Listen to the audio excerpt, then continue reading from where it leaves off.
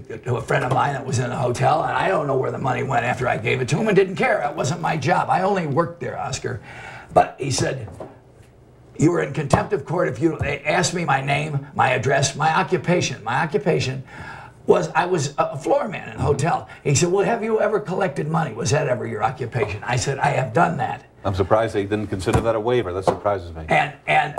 He said, you are now, you've opened the door. Yeah, that's what I'm saying, exactly. He said, you've opened the door, son. Right. He said, now you must answer all the questions. I said, Your Honor, I don't have to do anything but die and pay my taxes. I don't have to answer anything else. And he said, son, you don't understand. He's trying to be nice to me. He said, you're without an attorney. He said, you have no representation here.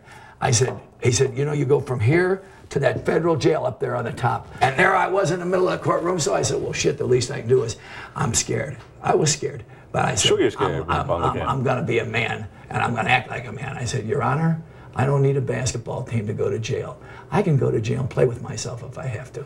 And I said, send me to jail. He said, you're going up on top of that building over there. Is that where you spent your time? On the federal building. You're goddamn right. Is that and right? Looking at a big Hormel hot dog. Because I got in a beef with this black guy that was trying to bend me over.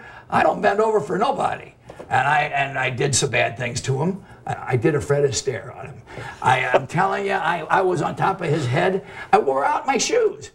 I come and him and I go in the hole. You know, that's where you go. There's light in there and everything. They feed you that. They say, we feed you what they fed me 3 times a day. I don't know. Guess who's there when I'm coming out? A guy by the name